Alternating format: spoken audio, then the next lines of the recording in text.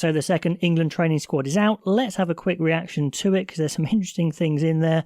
Obviously, this is including players from Sale and Saracens, but players from Northampton and Bath have yet to come into it. So it's at 33 and a lot of players from this second round will get cut. The only guy to get cut from the first round is poor old Guy Pepper. He is a player for the future. Did he have to be in on performance this year? Probably not, but I did wonder if they'd take him and have a look at him because a lot of young players have stayed in.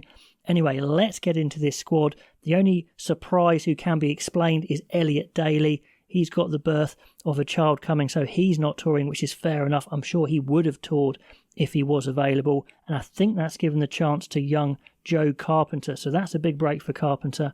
Can he make the most of it, or is he going to get cut next time round? Into the loose head props, and we've got two additions. We've got Bevan Rodd, who is a very good player around the park. Has he got that international scrummaging down yet? I'm not so sure he does. Does he stay in after the next round of cuts? I'd say probably not, actually, because they've called back the old guard. In the propping stakes, they've got Joe Marler and Dan Cole, and surely they're not there to have a look at, so I imagine they're going to go on tour.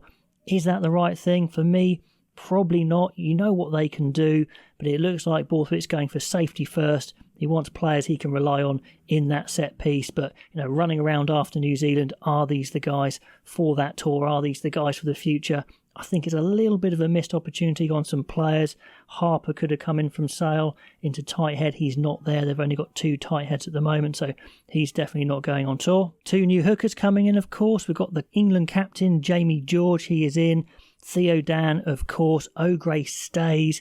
So I'm really expecting Langdon to come in the next round. So O'Gray will probably drop out, but it looks like he's being geared up to be the standby. And a lot of these guys who don't make the final cut will be on standby, I'm absolutely certain.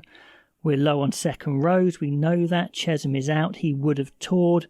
So Nick Ezekwe is in, so that's no surprise. He's a very good player. Is he top level international? I'm not so sure. But we've got 4 second rows in the squad now. Tuima stays in, the youngster, but I think he might well be cut after players like Alex Cole's come in next time round. The big story in the back row is both Currys are in.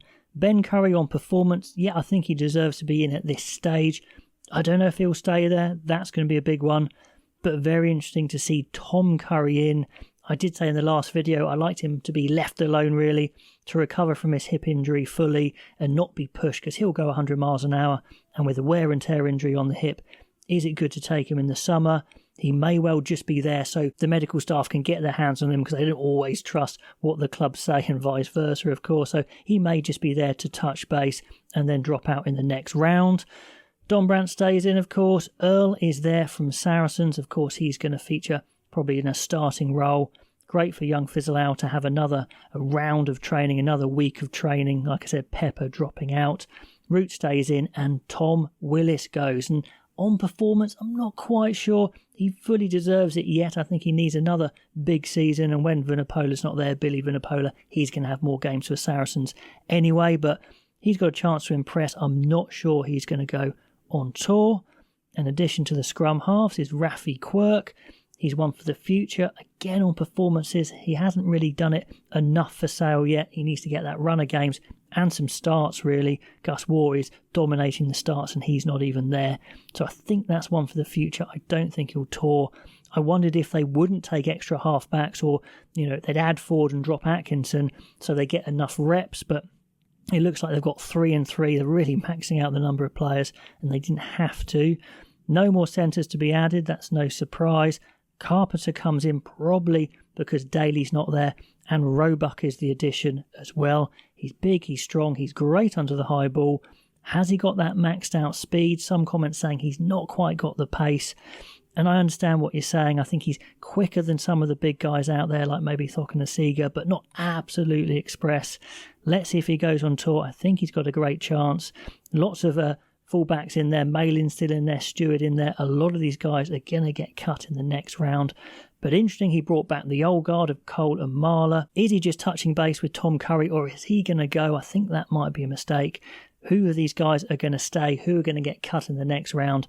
Pop all the comments below, like, subscribe if you're into these sorts of videos. That would be amazing, and I'll catch you next time.